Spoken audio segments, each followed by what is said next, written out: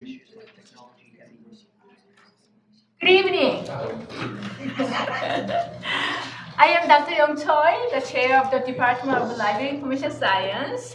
On behalf of the department, I welcome you to tonight's very special lecture series, the Sister Thea Bowman lecture with our first speaker, Dr. Brock. This lecture series is created to reflect upon issues on social justice as libraries and librarians are tasked to provide information access and services for community. So librarians are inherently tied to social justice issue and must be aware and engaged about their community's social issues. So in addition, the lecture series supports our department missions in advancing the dialogue between faith and reason and cultivating a commitment to service in accord with the mission of Catholic University of America. So it offers us a time to focus on timeless issue, the meaning of social justice, and space to think of our ethical engagement and dedication to improve society. So now, to tell you more about the Sister Thea Bowman and introduce tonight's esteemed speaker, it is my pleasure to introduce to you Dr. Lunara Chancellor.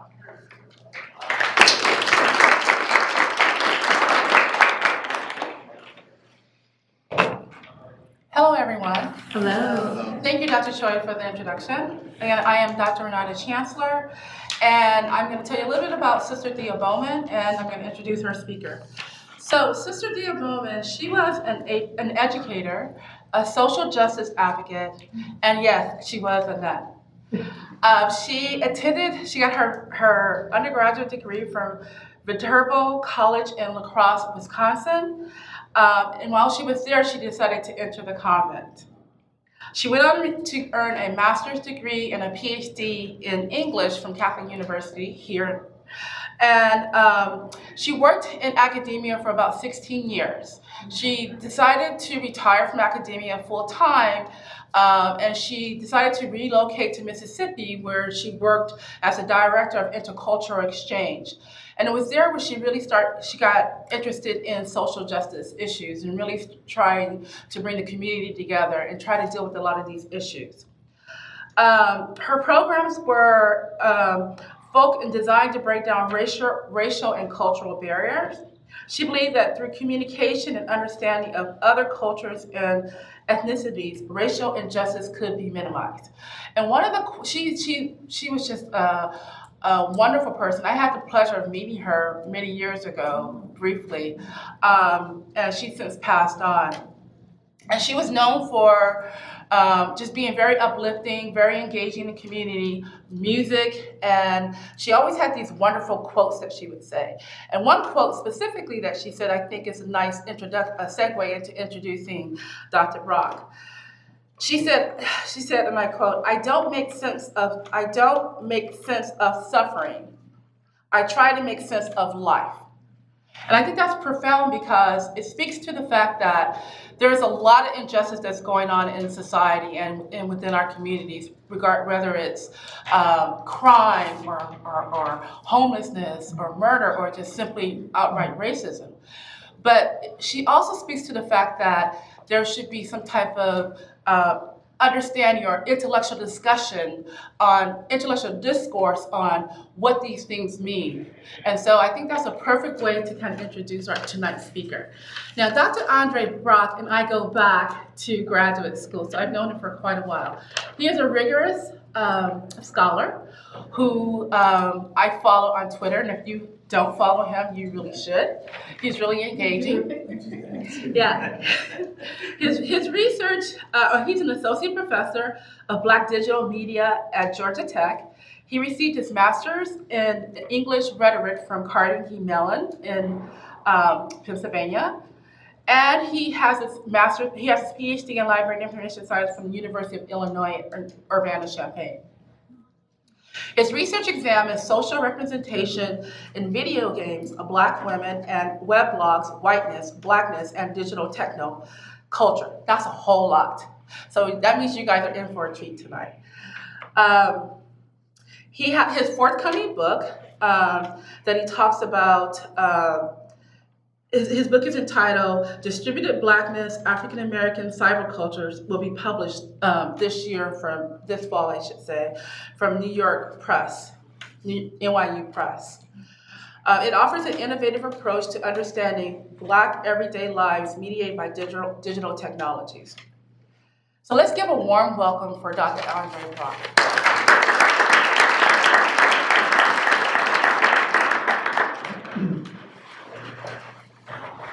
Good evening. Good evening. Can everyone hear me? Yes. Okay. So a word of warning, I talk fast. So if you need me to slow down, just give me the hand sign, slow down. All right. I'm very happy to be here. Thank you, Renata and Dr. Choi, for inviting me. This is a really actually kind of auspicious occasion for me. I haven't had the opportunity to talk to a library and information science audience for a while. So I sort of feel like I'm at home. Hopefully you will continue to make me feel like I'm at home and not throw stuff at me, right? Today I want to talk about policing Black men and bad data, or Black technical objects. And the genesis of this presentation came to me in the midst of an argument, discussion, they're often hard to distinguish, about the utility of Afrofuturism to understand Black technical practice. I know that my abstract definitely sold some wolf tickets. Today's talk will not spend much, if any, time on broken windows policing or the role of hip-hop in codifying Black men as technical objects, because while I was doing the research for this talk, I became fascinated with the ways that slavery and accounting contributed to the informationalization of Black bodies. Right? So I hope that these thoughts that I have assembled, which much credit to the authors whose works I've been consuming over the last few weeks, go some way to illuminating the path between modernity, information, but also accounting and algorithms as factors in constituting Black folk first as technical objects, and then hopefully I can show you a path towards talking about Black folk as technical agents.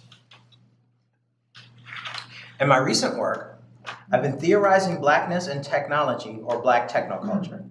It's an interesting pursuit because America was built upon Black men, women, and children as objects, objects of fear, objects of labor, objects of pathology, and even of violence.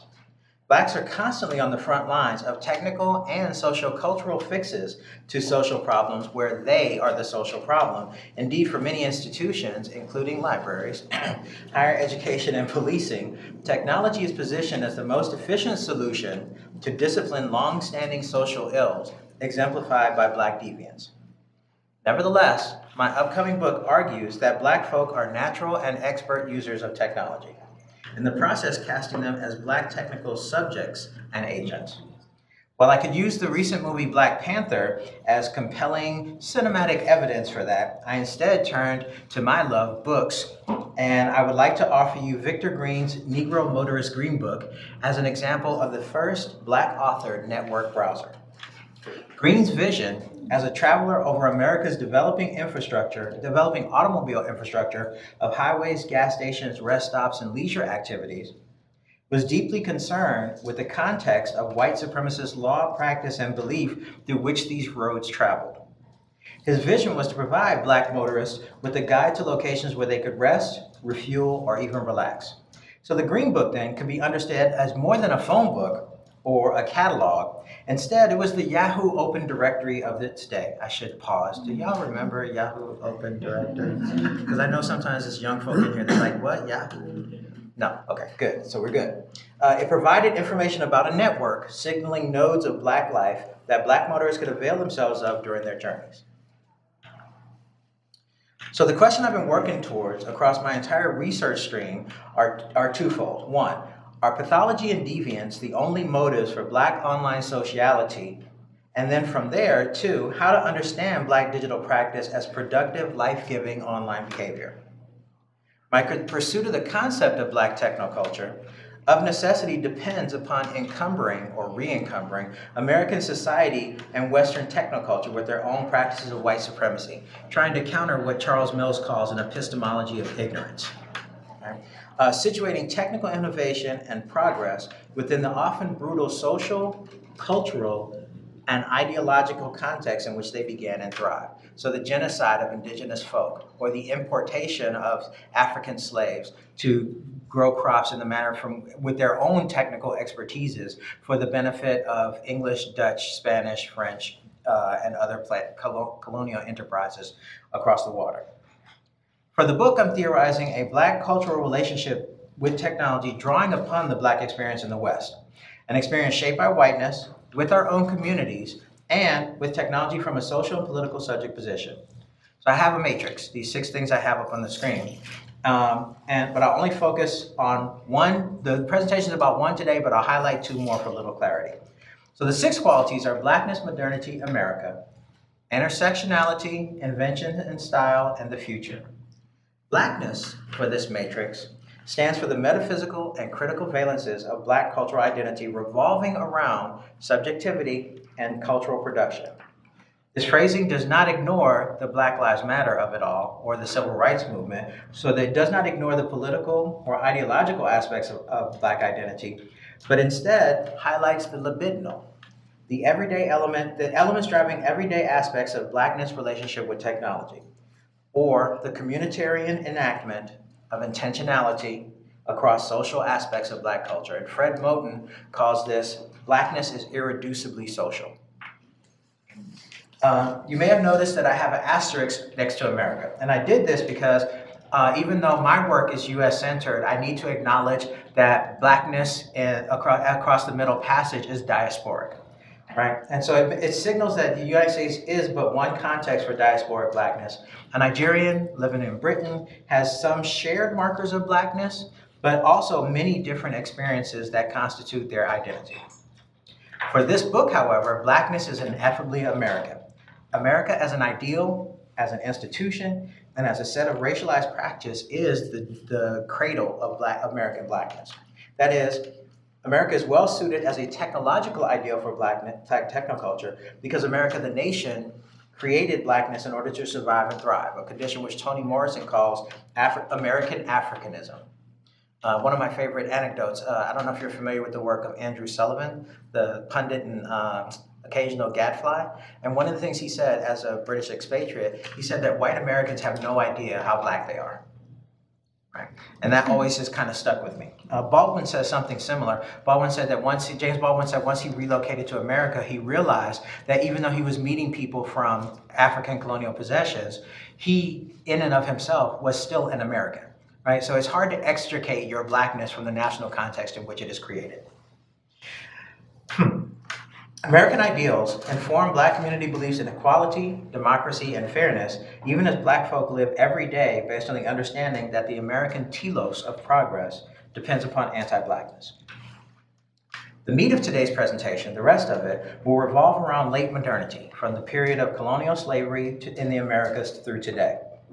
For Black technoculture, modernity is precisely the informational, capitalistic, and institutional regime of anti-Blackness. Surveillance and surveillance. My colleague at Macomb Community College, Chris Gilliard, has also talked about something called digital redlining, right? Access to education and testing standards, Varsity Blues, anyone? Even voting rights are all positioned in ways that limit, if not directly injure, Black folks on the way to reifying whiteness. For example, where modernity and capitalism insist that work is emancipatory and agentive, that is, owning your own business, being an entrepreneur is the ultimate state of being in the American capitalistic society, Black folk have long understood that work only signifies servitude, misery, and subordination. Analyses of Black modernity, then, require attention to formal attributes of expressive culture and a distinctive moral basis.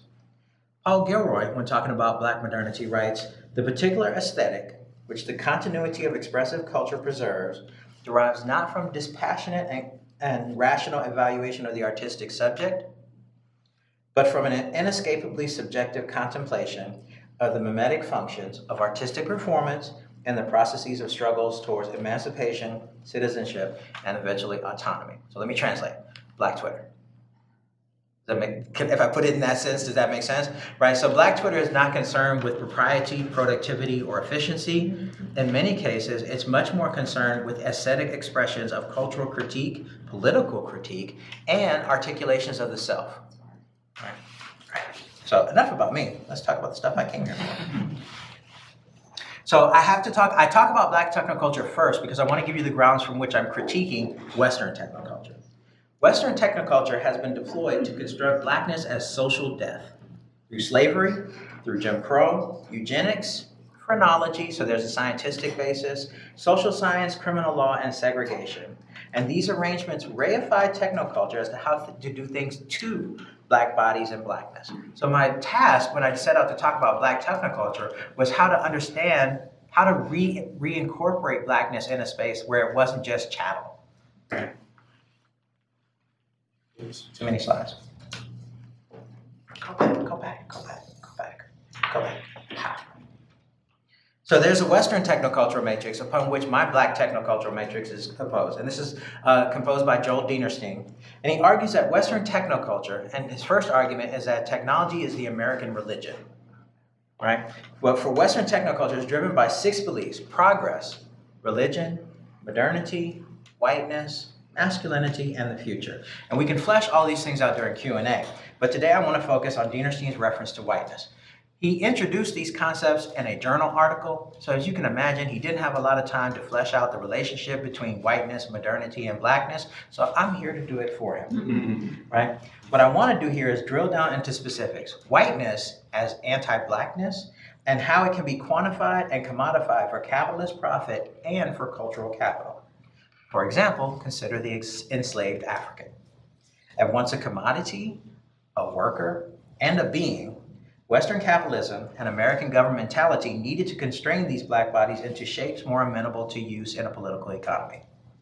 The U.S. Constitution rendered Black bodies as 3/5 of a being for voting purposes, yet unable to exercise a vote, leading to the creation, and yes, I've been listening to Elizabeth Warren, leading to the creation of the Electoral College as a strategy to diffuse the immense political power of the suddenly populous southern states, a condition which still exists today.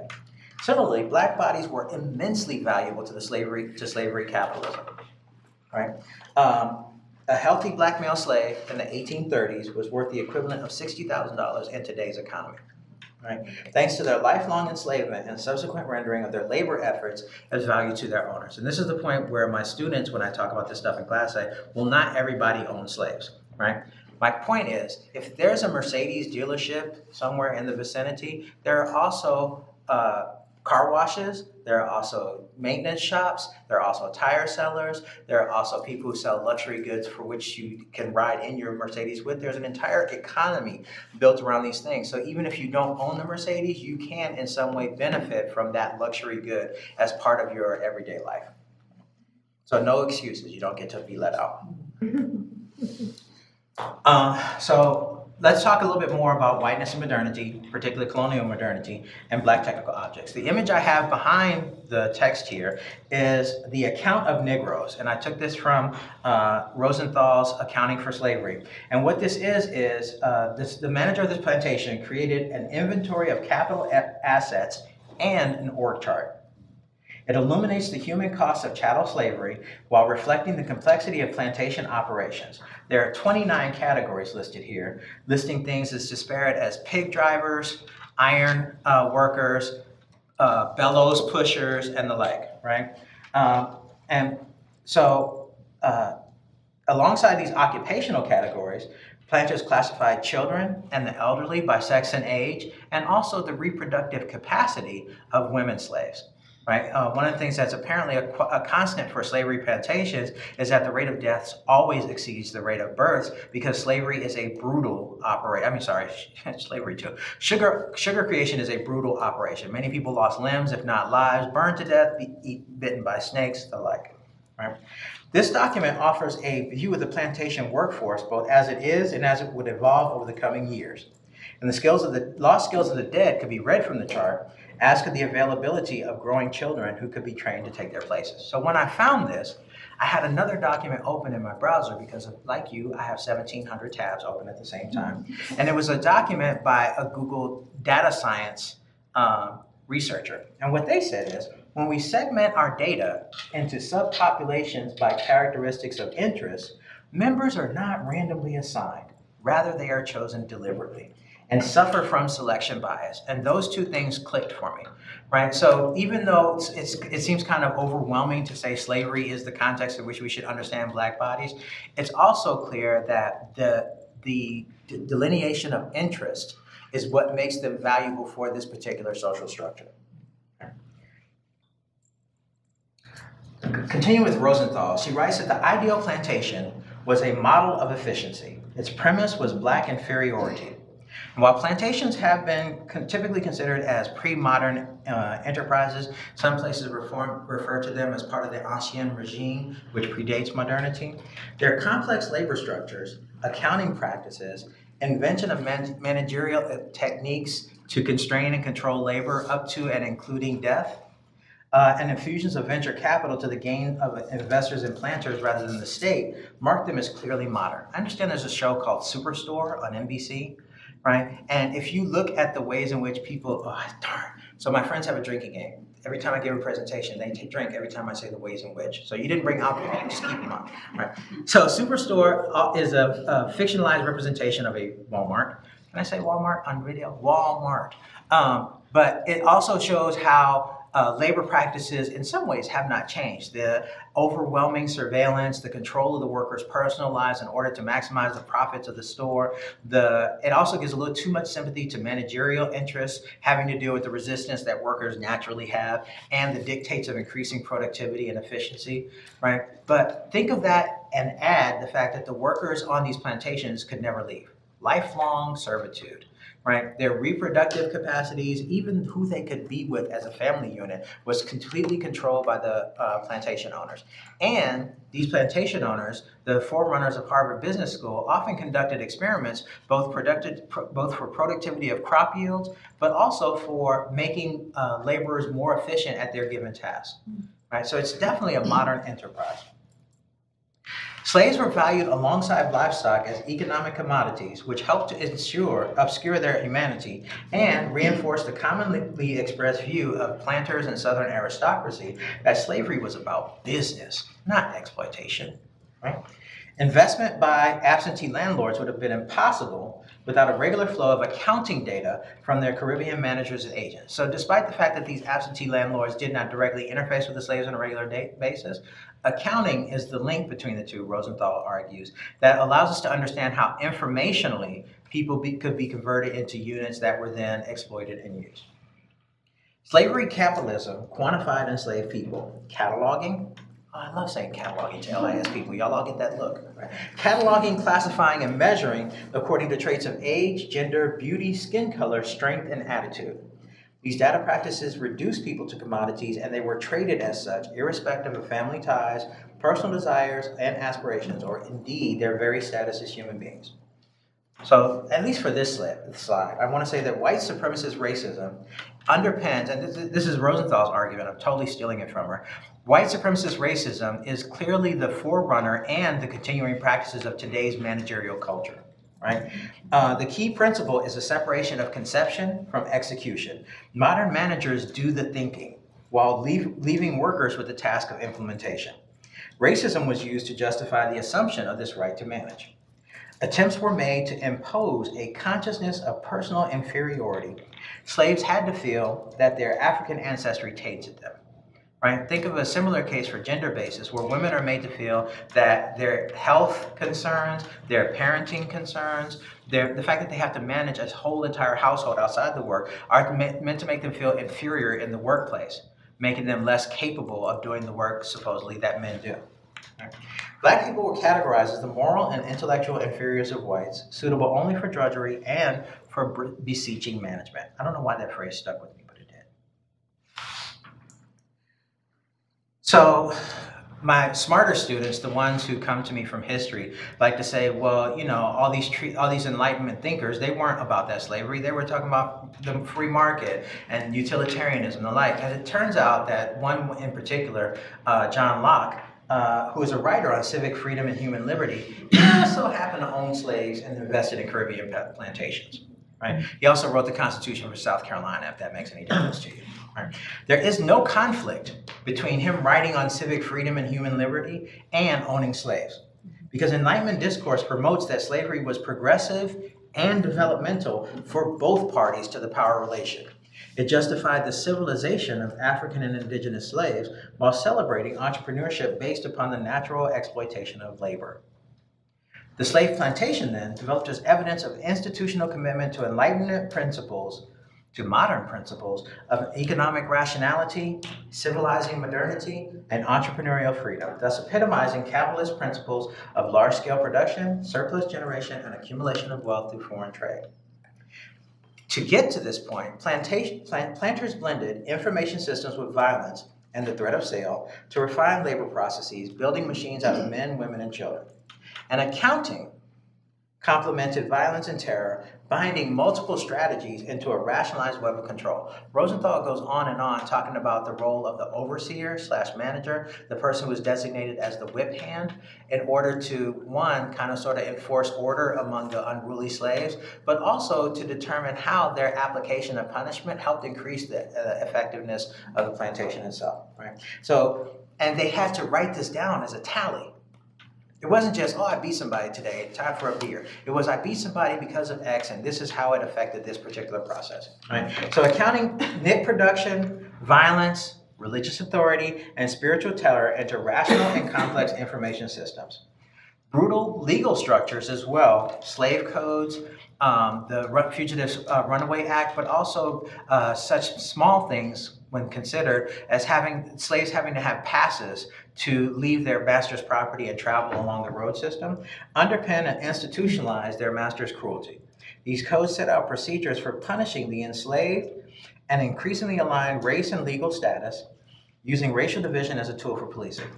So Rosenthal talks about control, and I think control is important to understand for modernity, right? Because in many ways we use information systems as a means to control the population, not to discipline them, but to control them. And she argues that the word itself comes from an accounting document, the contra rule, and I'm sure I pronounced it wrong, or counter roll, a duplicate of a roll or other document which was kept for the purposes of cross-checking. At its origins, the word first meant verification. But by the late 16th century, it had come to encompass the direction, management, and surveillance that verification required. These origins are often overlooked today, even though the top accounting officer in a corporation is still called the comptroller. Right? Slavery became a laboratory for developing the accounting because a control drawn on paper matched the reality of the plantation more closely than that of almost any other early American business enterprise. Okay. So I kind of had fun with this part, if you couldn't tell. Right?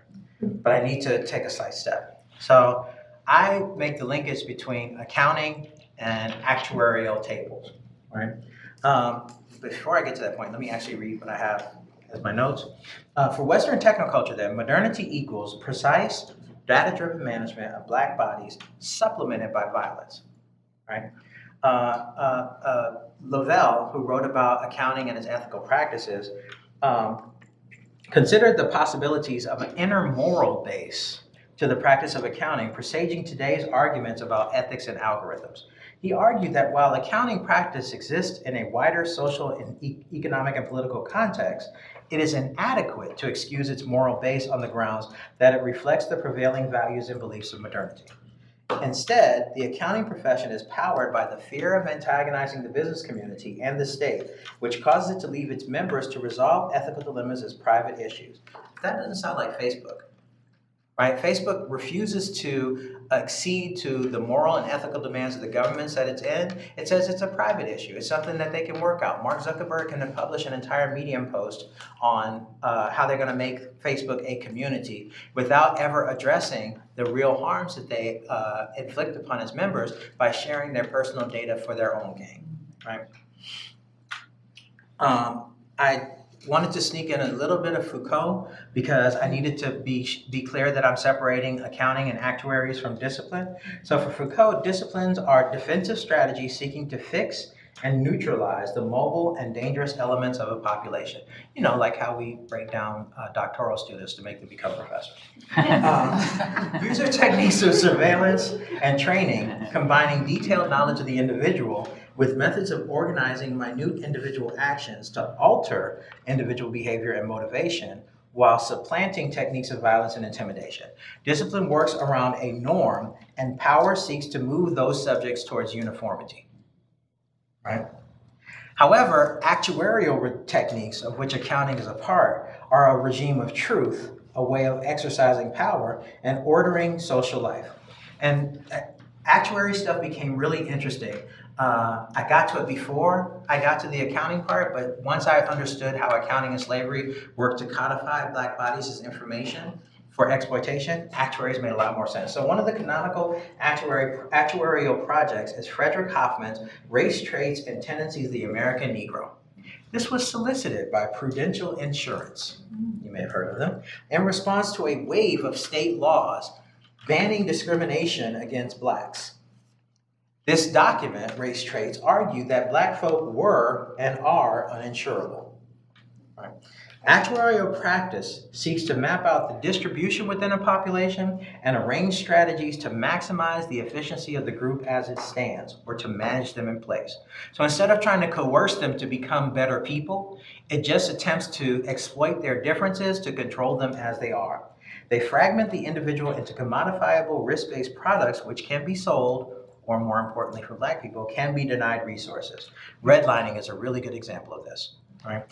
They differ from earlier classification schemes, homosexuality or mental illness, in that there is little possibility for those classified subjects to resist the powers that constituted them. If you're attempting to buy a house and you've been steered to a red line area, what other opportunities do you have to buy a house? Right? This is a product of actuarial practice. They aggregate data, which diminishes the Western belief in individualism, while reifying anti-Black beliefs about Black bodies and non-white bodies. They predict future outcomes, suggesting that our outcomes are predetermined by their calculations rather than by our intentions. So it removes agency from you're always going to be what the algorithm predicts, the actuarial-based algorithm predicts you're going to be, right? And they treat difference as an instrumental rather than a socio-politically significant characteristic, which obscures both historical discrimination and modern remedies. And my favorite part about that last sentence is it's actually something I've understood instinctively for years, and it's encapsulated by the phrase, happens to be Black. Right? So that my Blackness is an instrumental quality, not necessarily a product of structural, environmental, political, and aesthetic discrimination. Does that make sense? It's something that instrumentally is applied to me and thus can be acted upon. And individuals once understood as moral or rational actors are increasingly understood as locations in actuarial tables. Power shifts from manipulating individual choices to situating subjects according to the risks that they pose. So there's no opportunity for redemption. It's just that they're trying to find and predict which one of you is going to be the bad one. Right? This is less expensive than discipline because changing people is difficult and costly. Right? We'd rather incarcerate them than rehabilitate them. Patterns of domination remain, while the ideological consequences of creating a contested class has been relegated to infrastructure or code. Can code discriminate? We could ask the social status algorithms of welfare or penal sentencing. Right?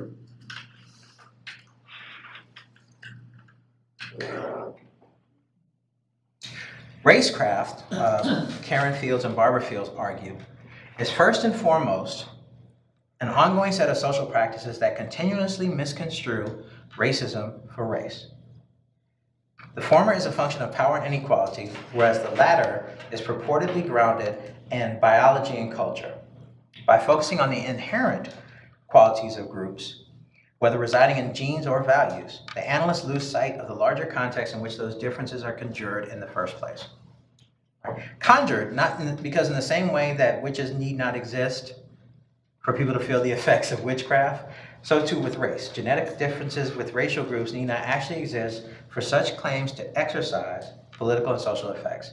So for me, I'm arguing that actuarial tables and the algorithms that they're based upon can be understood as racecraft. And Ruha Benjamin offers the example of Michael Brown's murder in Missouri, where the media described, this is a racecraft example, where the media described the event as an unarmed teenager was shot because he was Black. Racecraft converts power into difference insofar as the young man's race, his being Black, is given agency and ontology, thereby veiling the work of multiple forms of racism that led to a law enforcement official to shoot this young man to death. Brown's Blackness did not pull the trigger, as the original formulation mistakenly asserts. Rather, deeply entrenched forms of ideological paranoia, institutional pathology, racial profiling, and predictive policing which can routinely conflate blackness with criminality, ensured that Darren Wilson saw Michael Brown as a threat. In a social context characterized by racecraft, causal relationships are typically stated incorrectly. Brown was not shot because he was black. He is black because he was shot. Right? That is, race is the result of the power of some people of others. And too often, in the way that scholars formulate questions and the way that technologists formulate algorithms, right, to make sense of social disparities, subjugation is posited as an inevitable outcome of inherent racial difference, even when the historical record does not support it.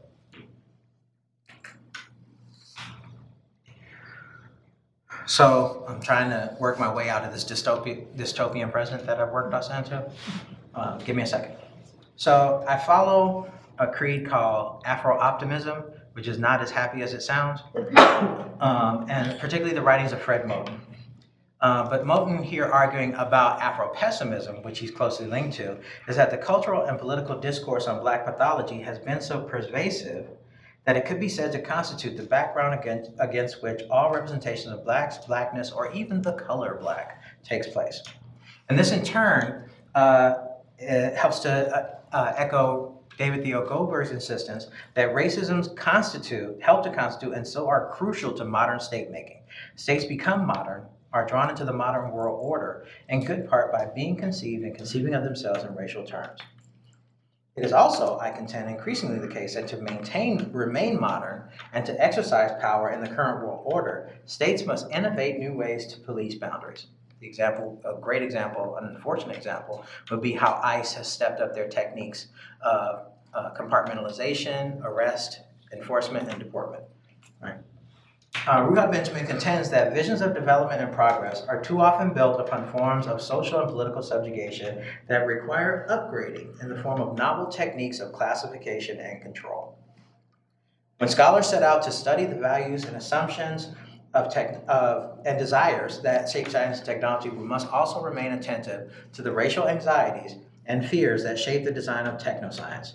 The era of big data, for example, is intertwined with the fabrication of big deviance, right? Which has its grounds in slavery, and to a complementary extent, Jim Crow and prison labor, as talked about by Michelle Alexander, right? In a recent report on machine bias, researchers illustrated how computer risk assessment tools are biased against Black Americans. And this is actually why slavery became important for me again, because it's easy to say tools are biased against Black Americans, but without taking that moment to do that historical excavation, to understand that linkage between Black labor, Black deviance, and modernity, it's not quite as clear. So the computer risk assessment tools biased against Black Americans, they were particularly likely to falsely flag Black defendants as future criminals, wrongly labeling them this way at almost twice the rate as white defendants. And this algorithmic discrimination is not limited to police work. It happens in higher education, in healthcare settings, and many more. So for me, part of the takeaway for this is that Black people routinely are either degraded in popular representations of progress, legislated out of contemporary society, or completely written out of futuristic visions, a kind of temporal penitentiary, right, in which oppressed people are locked into a dystopic present.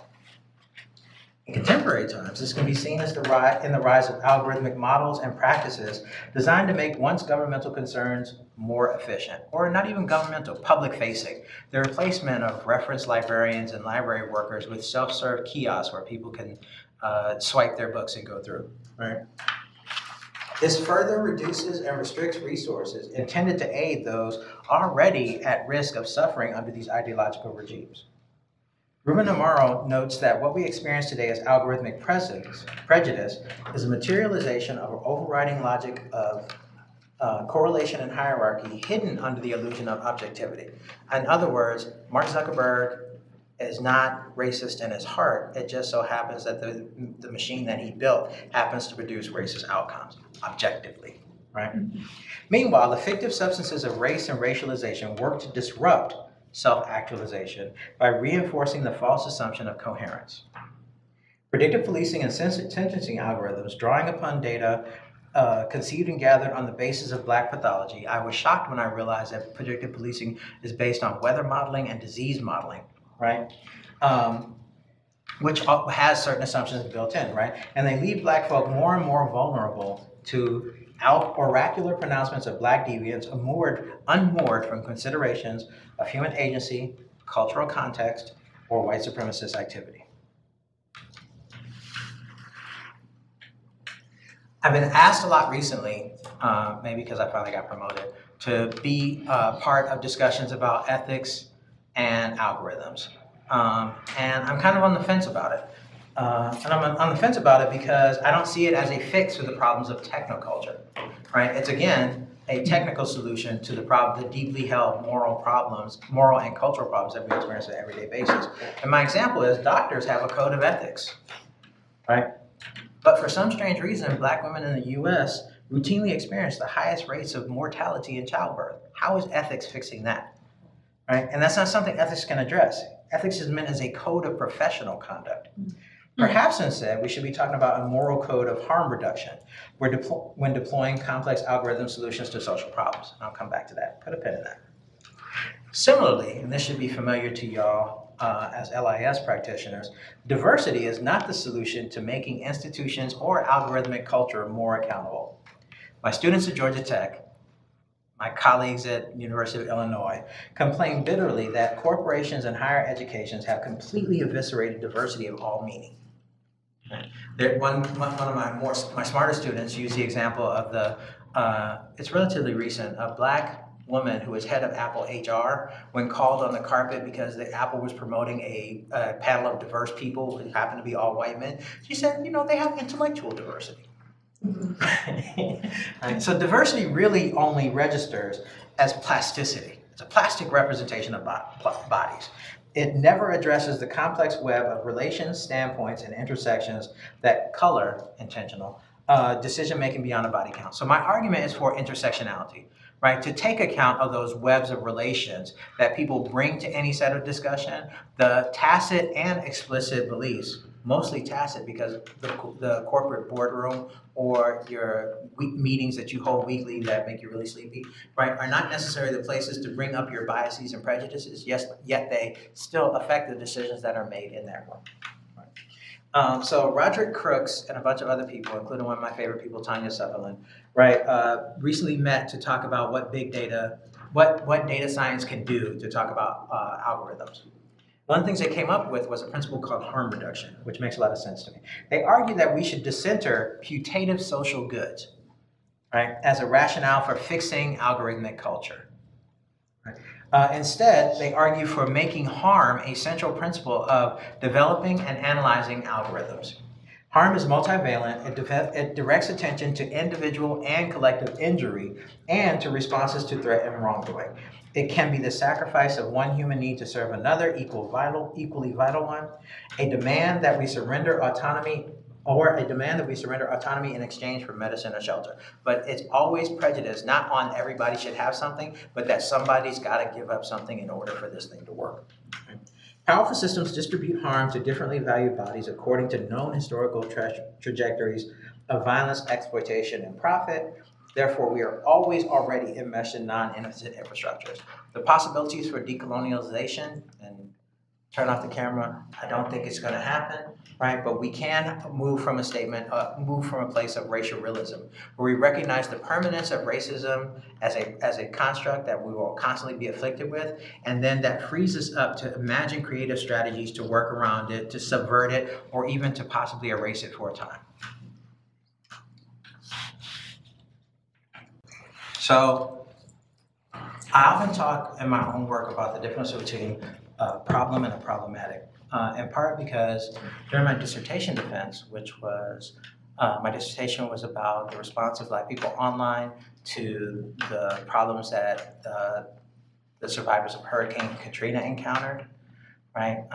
Where they talk about looters versus refugees or looters versus finders and refugees versus evacuees. One of my well-meaning classmates asked if my dissertation would solve racism. Some of you may have heard that before. And that's where I began to formulate this idea that what I address are problematics, not problems. Racism is not something that can be solved, But what we do as critical professionals, critical information professionals, is encourage people to think about the problematics, ask questions about prevailing situations that are designed to both enlighten the solutions to the problem, but also to get people interested in dealing with the problem in the first place. So what I have for you is a problematic, right? And we're back to the Black technocultural matrix. And the part I want to highlight is invention and style.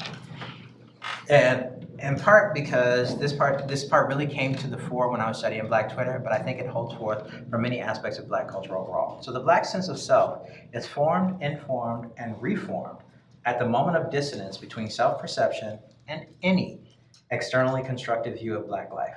These tensions are the conditions from which new iterations of the self are generated, which exceed the reductions of representation or visibility. So if you encounter a soap dispenser that contains a sensor, a color sensor, that does not want to dispense soap to you because your skin is too dark, do you then rage against the machine, kick it off the wall, and walk out with your hands unwashed? Or do you find another way to wash your hands and laugh about it with your friends later?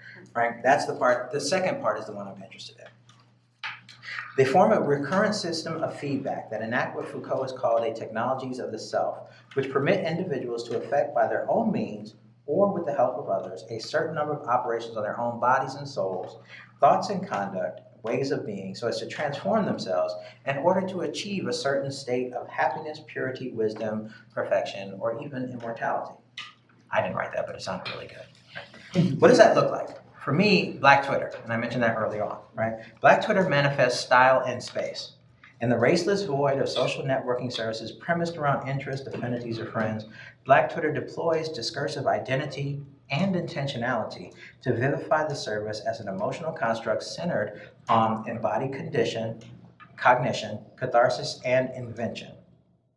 Black aesthetics are intensely libidinal and performative, drawing as they do upon a history of subjugation, Black sociality, and the communitarian ethos of Blackness in America. And these qualities also distinguish Black technoculture from Western technological practice, because for Black technoculture, utility and efficiency are not the ultimate aims. If you've ever tried to get service at a Black restaurant, you will know that this is the case. The food is good. The service might not live up to your expectation.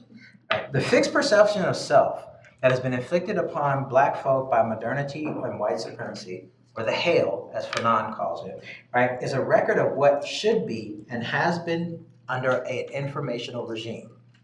Identity, however, is what one does after the Hail.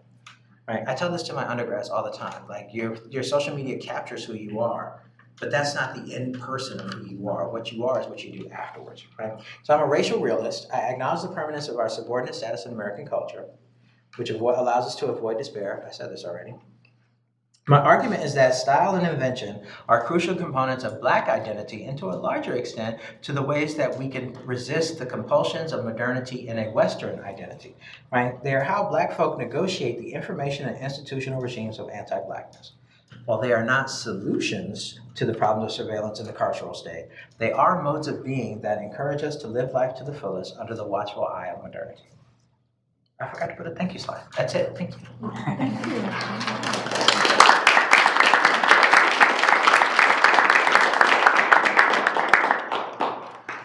Okay, we now have time for questions before we exit to our reception. So, Oh, I gotta stand in front of the mic, don't I?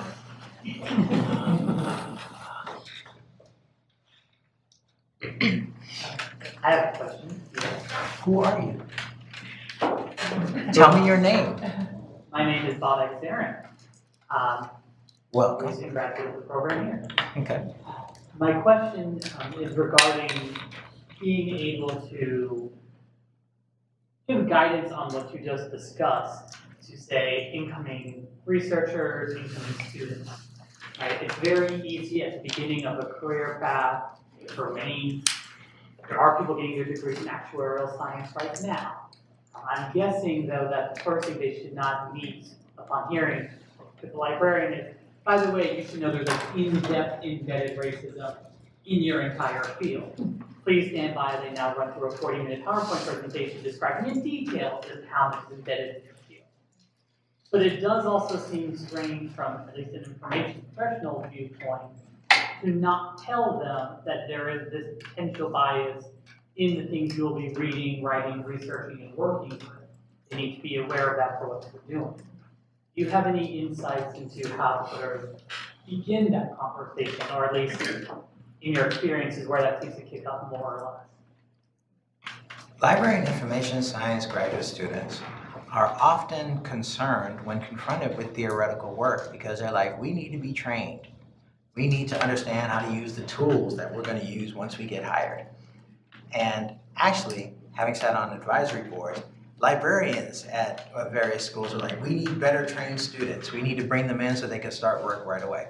But my role as a former LIS professor and even as an information studies professor now is that if you don't understand the theoretical and historical concepts that your discipline is based on and information is based on, you lose, right? You will always be disciplined. You will always be subject to the control of that particular moment. And you will always have a dissonance between how you want to understand people and how your discipline wants to control those people. Right, so this stuff is always important. I always make my students read Todd Hanma's article from 2005. You know Todd. Tripping over the color line. But also, there's another one that I make them read. Now that I can't remember it. But I always try to introduce critical whiteness, right, as a space to understand library studies because librarianship is a really white profession, regardless of all the brown bodies that you see in here, right? And so getting students to understand that their whiteness is in many ways embedded in the profession is a crucial step towards getting them to be better librarians when dealing with diverse populations in diverse spaces. Does that help? It sounds like the answer is yes, you should do it. No. I'm just curious about how you begin the steps of that. That's one step is to encourage, if it's not in the syllabus, encourage your professors, ask them to add it as a reading. The various library schools I've either been a student in or taught in did not have social justice as a part of the curriculum. That's something that you can legislate for as a group of students and say this is necessary to understand the ways that it works. You're going to get pushback. But without it, I think librarianship and information science is a much weaker profession. I argue information science is weak anyway because it's ahistorical and atheoretical, right? Incorporating the cultural biases that inform these particular disciplines is really integral to making them better for the purposes for which we intend, which is public service. How's that? Good. So you got a fight ahead of you. Good luck. Yeah. Yes? I think what you're suggesting there is has something to do with. Who are you? I'm sorry, I'm Jesse Lamberson. I'm a head of cataloging at Georgetown Law Library. Hey. Long-time attendee to events here because I work close and know a lot of people. Anyway, involved in the profession in DC. My question, I think to understand the question there a little more has to do with what you're asking, and what you're suggesting, I think, is that if you aren't able to really understand that the matrix, if you just work for the profession, you're actually working in the matrix. Mm-hmm. So unless you understand how the matrix is built, you're never going to be free from the matrix. So that's why, long live, Keanu Reeves, whatever. So, but I guess I went to this session last night, or Morpheus. But the question here is, I went to this session last night, which had to do with data being compiled and how data-rich. This is at Georgetown Law. He was one of the centers over there. 2-hour-long kind of panel session. Somebody from Common Cause was talking about the conundrums of having data-rich communities and data-poor communities. And we understand where these situations come about. Strange how it always works like that. We talk about how the services and infrastructure they're going to be built along those identities being produced by the data scientists working for those for-profit institutions. How do we? Because I actually deleted my Facebook account 7 years ago. I mean, I just dealt with it. Okay. But one of the things I ask about then, in that same context, and the person from Common Cause asked a similar question: how do we reify our individual selves while we're being forced to be categorized by these various technologies? And I don't have an answer, obviously, but it's like a big freaking thing.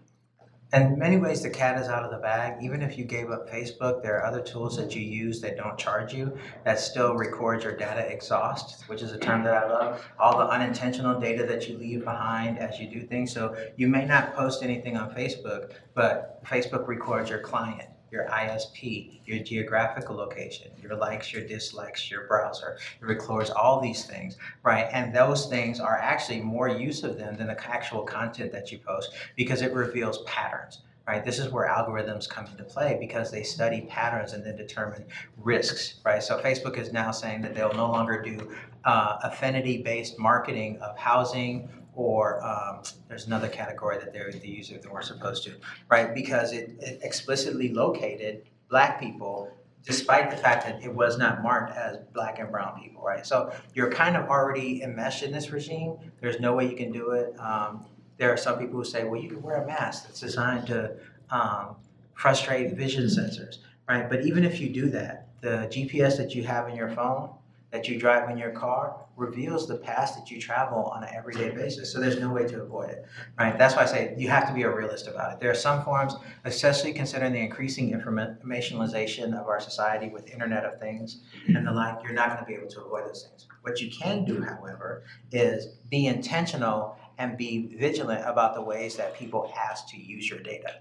Right, so one of the things that Georgia Tech is trying to take up is getting people to be more concerned with the privacy settings on Facebook, right? Which is a tricky task because Facebook changes them every day. I start from a simpler basis. Here's my question for you. How many of you use Microsoft Word? Good. How many of you know that Microsoft Word saves your document every 10 minutes? How many of you still live with that constraint? Right. So it turns out Microsoft found that most people who use Microsoft Word never change the settings, right? And then you mad at Microsoft because it crashed, but 10 minutes when you lost the last 10 minutes of furious prose that you were typing to meet a deadline. What I say is be aware of your own capacity to modulate your information environment. Go into your Microsoft Word settings and tell it autosave every 2 minutes. That will save you so much pain and angst, right? Say PowerPoint, Excel, Microsoft Word, right? Those three things, I guarantee I've eased your life innumerably just by saying those things. But that's a way to start thinking about modulating your information environment so that it preserves your sanity, but also your information integrity, right? And to a certain extent, that's about all you get, right? When I think about data-rich and data-poor environments, I was wondering as you spoke if it was actually inverted. To me, the data-rich environments are the ones that policing, social welfare services, and the like have dedicated immense resources of surveillance to, as opposed to the white suburban neighborhoods, which really kind of escape surveillance because they're isolated nuclear family home units to which the castle doctrine applies, right? And so what does that really mean, data-rich and data-poor? So the other aspect that I was going for with the book is to avoid deficit-based models of information use, right? I try to argue that Black people have been and will continue to be expert information users. Sophia Noble just did a presentation that she owes me the slides for, where she talks about Black technogrationists, how we've always used information devices to increase sociality among ourselves, right? And so be aware that you already have some experts among you that can tell you how to moderate. It turns out teens are the best ones at moderating their privacy practices across their various networks. In part because they don't want y'all knowing what they do. Right? And if you ask them, they will show you because they're happy to demonstrate their expertise. They'll make fun of you for being old, but you should do the same. Right? So turn to the experts, the ones who have made technology an inescapable part of their lives to help you manage your data practices. Does that help? I'm kind of out of the loop for librarianship. Like the last time I taught information and culture class was 2006 or 7, so we were still talking about Patriot Act. What has changed about being a librarian and talking about surveillance and privacy in the last 10 years? There's a question for y'all. Now y'all have, this is my class now. So tell me, what has changed in the last 10 years when we're talking about information and surveillance when using computer resources in libraries? What is the role of the librarian in helping to manage that? One of the things I think about all the time in terms of how a lot of libraries, of course, have, and you're well aware of this in your own research, that they outsource many of major services to third-party vendors, which are paying a lot of money for, as the Catholic University people know. They're paying a lot of money for these various technical services. They're aggregating, e-resources and even the catalog management, all kinds of things, ex libris, all that stuff. And so I sort of think about that. I think about how much more control we could have in terms of privacy and surveillance culture if we manage on our own servers, our own ILSs. Yes, it's more mentally constraining, but human beings want to be mentally constrained. They want to jump in and learn. Am I wrong? I don't know if I want to be mentally constrained. Well, I mean constrained in a positive way, in the sense of wanting to learn, climb the ladder up to the next knowledge point or whatever that is. And from the point of view of privacy, then we can choose all the various things locally in a smaller community to not aggregate out of default these for-profit entities who do not care at all about individual identities. So except for as aggregate, that's one thing I think about. I do a lot of sort of privacy workshops just on my own grassroots stuff, but that's personal. It's not like at work I can't go in there and change the civilization. Say, oh, Georgetown law, you're going to change what you're doing right now. It's like, no, I'm nobody. I'm working for the man, so to speak. But something I think about all the time, and so when I think about, that's a huge thing, actually. We should be investing, I think, smaller amounts of money, but also greater human energy into open source projects. Because what does this allow us to, both educationally and professional development, jump into this setup and configuration of those systems, but then also manage the privacy settings and surveillance culture of it better. That's something I because open source has hidden expenses that are not. That's true. They're usually but like for academic librarians, how many of you have had to deal with your spaces being converted to information commons? Right? For public librarians, how many of you have incorporated more computational services, either gaming consoles or more access to computers in order to encourage more people to come in and enhance their information literacy? And how has that changed your expectation both of the patrons and the type of services your library provides? Right? Libraries, to a certain extent, are a patriarchal kind of endeavor. Right? They assume that people are coming in because they are coerced, they are constrained to want to learn more. But what about people who treat the library as a gathering space, as many teens do? I went into a library in Silver Spring today, and there are a bunch of old people, and old black people, let me be clear, right? Talking loud, discussing things at the top volume of their voice, and you could see the librarians sitting in a corner a little frustrated with them because they're not ideal library patrons, right? How do you deal with these information customers, right, in a way that is equitable for them, yet also works to support the mission of the library? Right. These are questions I asked for social justice for the information professionals when I did teach it, right? Because the space is really constitutive of how we understand and treat people. And here I'm referring to a little bit to Omi and Winant's racial formation project theory, right? Where Omi and Winant argue that social structures determine individual representations and vice versa. So what does a library patron look like, right? And what does a library look like, right? How does that library change when it's situated in a benighted neighborhood? How does that library change when it's situated in an affluent neighborhood? What happens when those benighted neighborhood participants want to come to the good library, right? How then do you deal with them, right? This also has to do with technology. So one of the complaints that I remember from my information school days is these kids come in and all they want to do is social media, right? They don't want to do learning modules. They don't want to learn how to become Microsoft Office experts. They just want to interact with their friends. How is that consistent with the mission of the library? Is it consistent with the mission of the library? And for me, social justice, at least exploring the idea of both of harm reduction, but also equitable access to resources, addresses those type of things. But that's just me. I know Renata does this type of work because she's good at it, right? But this is just something from another perspective, from a person who's been now at 3 different library schools, 2 different library schools. No, three. Other questions? Is that a question or a stretch?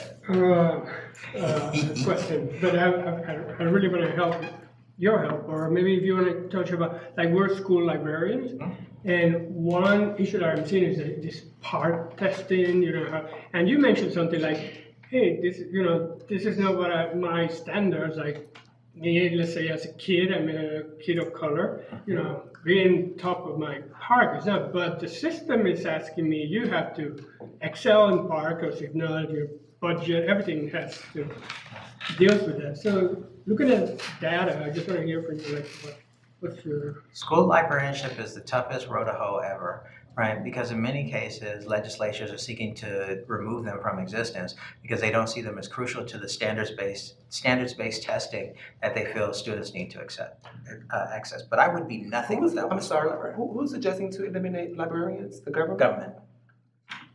Thank you for that. Yeah. So school librarians are in a really tough position. They were the ones who introduced me to concepts outside of my class, to books outside of my classes that they thought would help me become a better person. And so I don't really have an answer. Apart from expend your own personal energies to help supplement whatever the standards-based curriculums are asking you to do as students, to pay attention to those students who perhaps are slightly less motivated or slightly more motivated, to get them to understand how the library can help them reach the goals that they want to have or the dreams that they want to have. One of the things that really hurt my heart when I started teaching school librarianship, somebody mentioned that poor children don't really have the capacity to dream. Right? Because their world is so constrained by the everyday tenets of survival, their dreams are also constrained, right? And that really hurt my heart, but as a poor kid at one time, it made a lot of sense to me, right? I remember thinking at 12 years old, if I made $30,000 a year, I'd be so rich.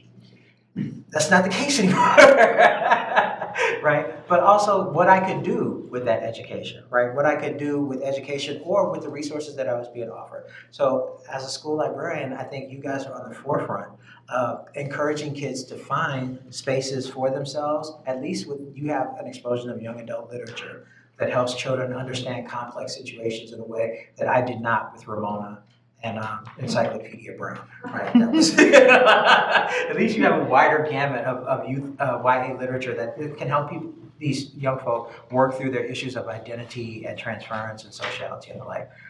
The other part is, and so the thing that's been suggested to me recently is that school librarians invest more in the concept of code academies, Black Girls Code. But I'm always skeptical of those endeavors because they are neoliberal, capitalistic practices that, yes, these girls do learn how to code, but then once they get in the market or once they get in the industry, they have not been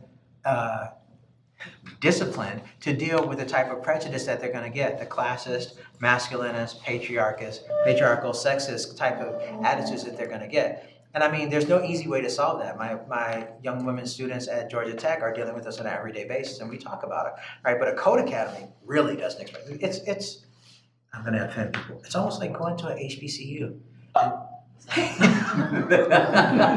And then entering corporate America, which is not your supportive environment of your HBCU. Yes, you have the love that you were granted when you were learning the stuff, but you also have to learn to deal with all the shit that comes with this part of that. And STEM fields are by nature masculinist, patriarchal, and sexist, right? They promote their bros and other mediocre white people. Right. Oh, sorry.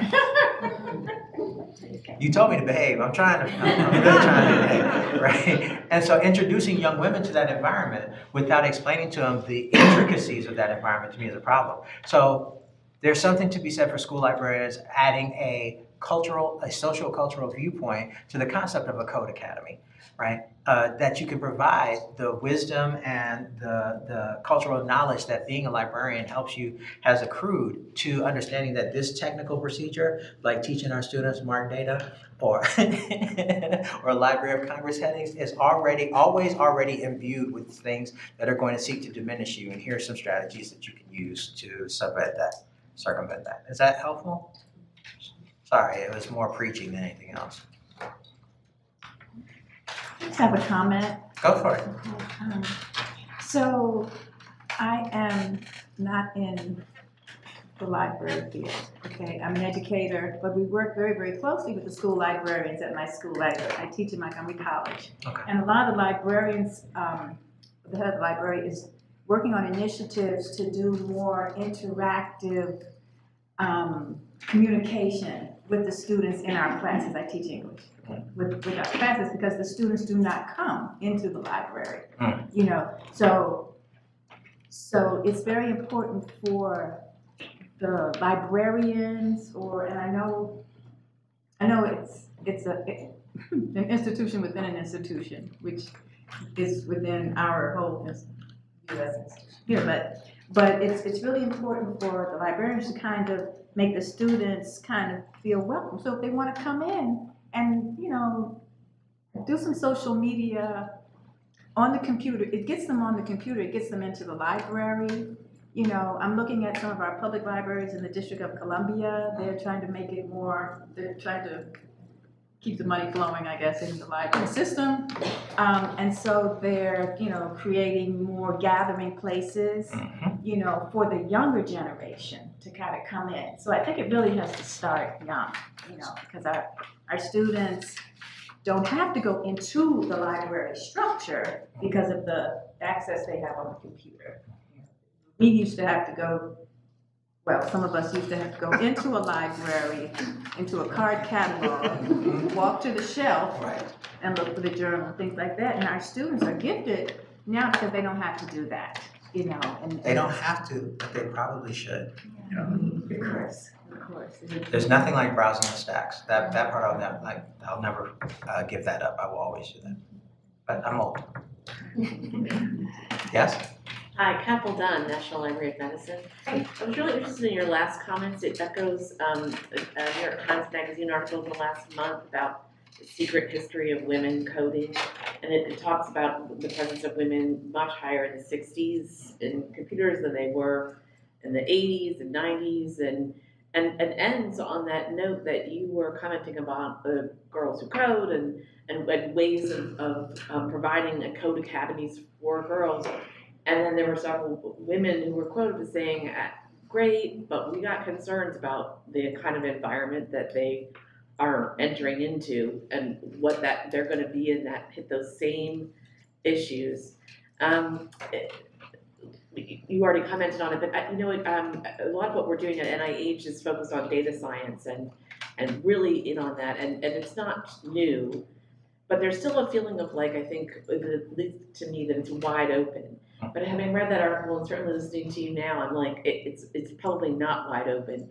I just can't see all the ways that it's closed or closing and forming into something that is excluding somebody, even while it feels at this moment fairly wide open.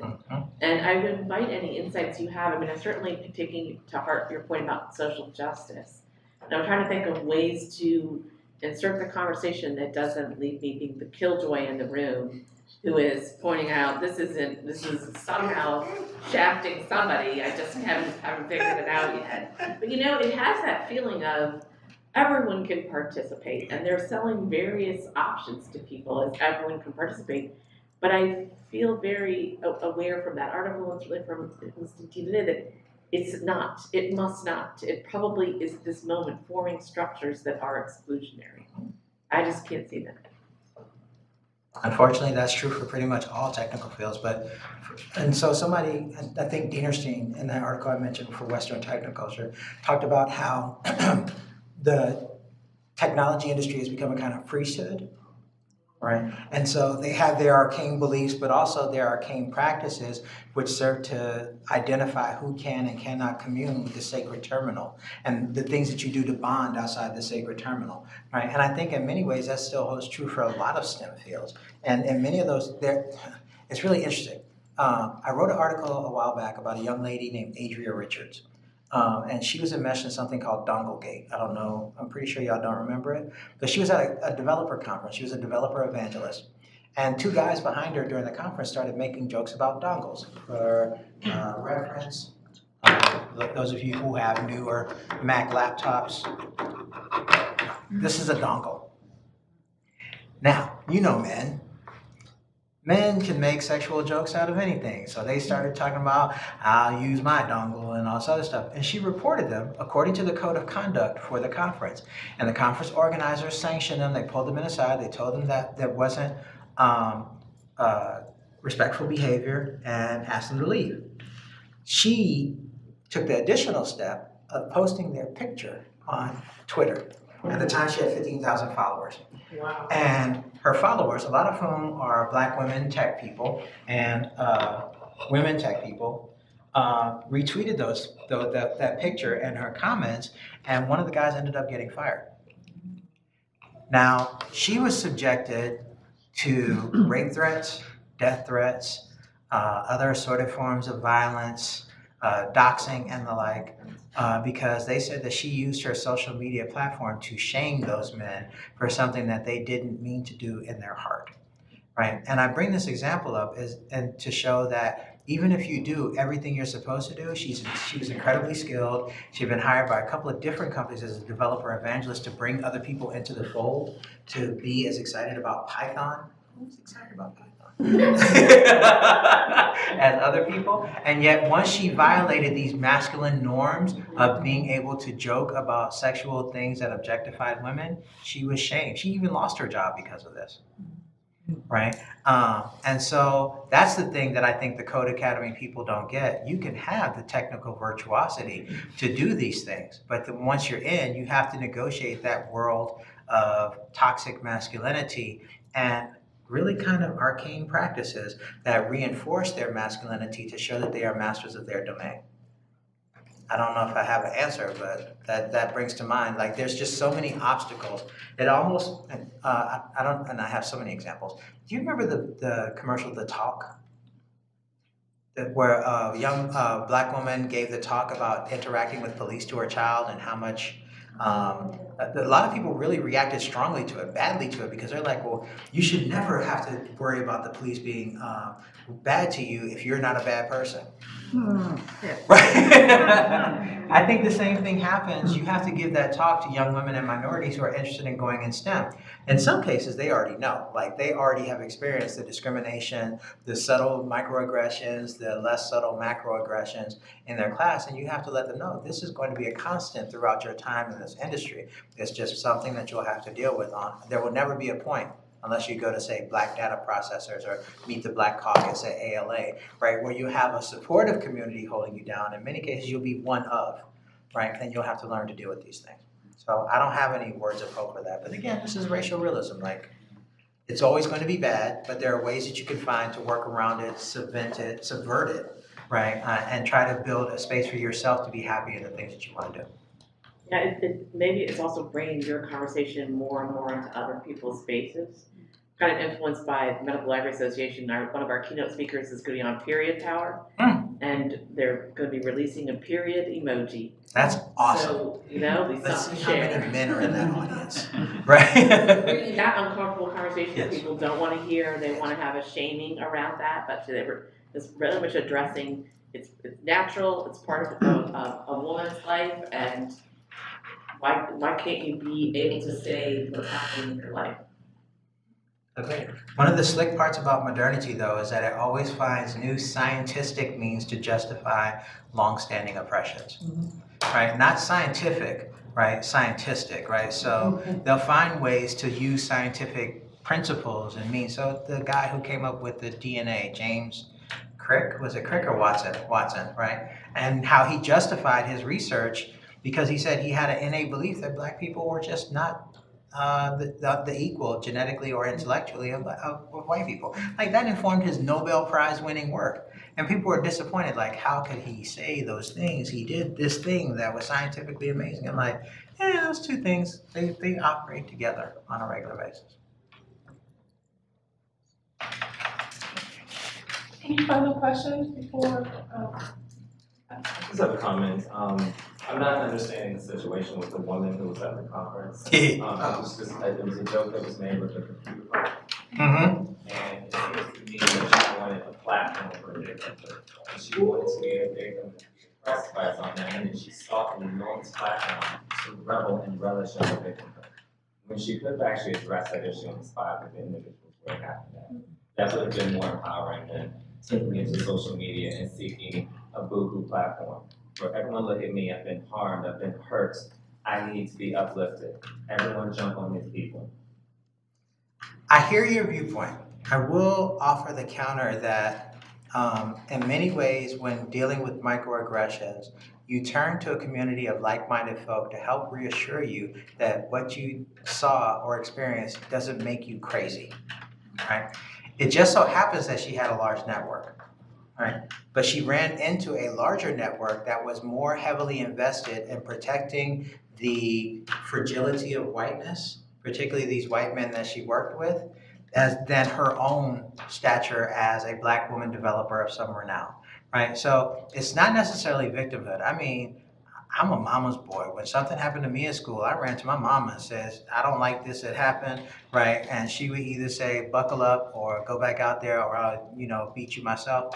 But in her own way, she gave me support. So Richards turned to her community. It just so happened that Twitter as a broadcast platform also let people who were not part of her community participate in this particular thing. And so she did end up becoming a victim, right? She had a legitimate complaint. Her personal space and agency was violated in this thing, and it was dealt with at that moment, but her sharing of that moment is somehow perceived as her asking to be celebrated as a victim. And it wasn't that at all, right?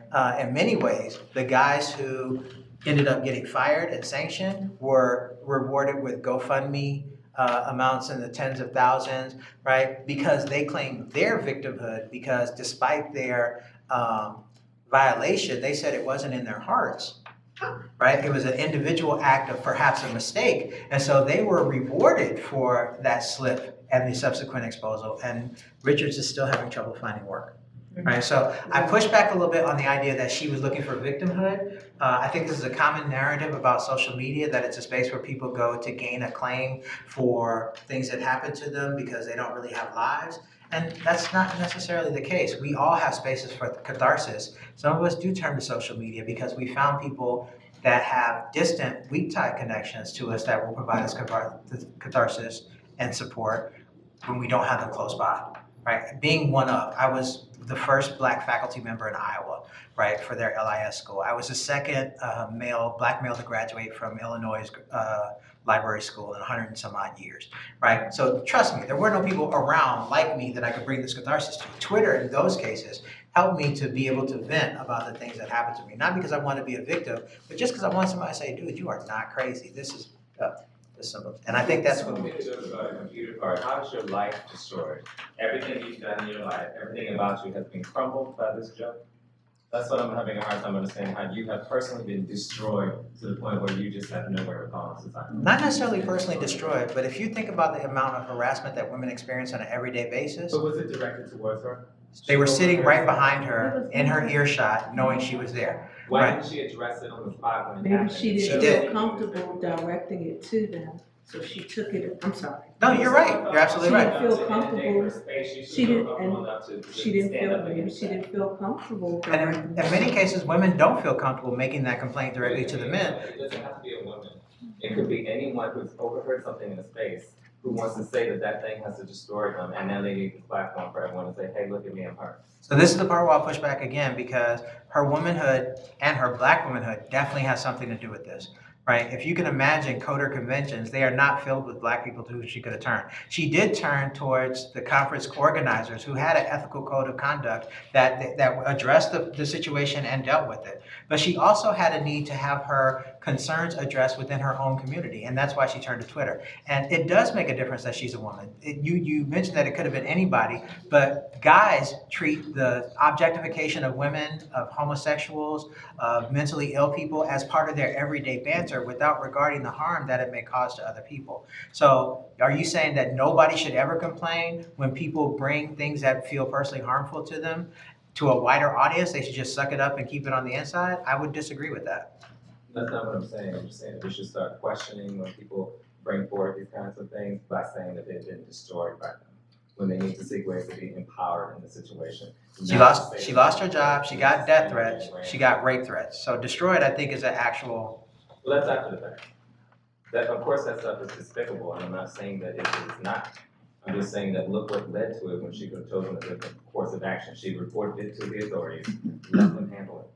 But she needed a platform for everyone to see it around the world, and that's what has happened as a result. I think you and I will have to disagree on this one, but I appreciate your conversation. Oh, on that note. Okay, on that note, why don't we exit, we can continue the conversation outside of the courtroom and we have a reception. But I'd like to thank you guys for coming. Thank you so much.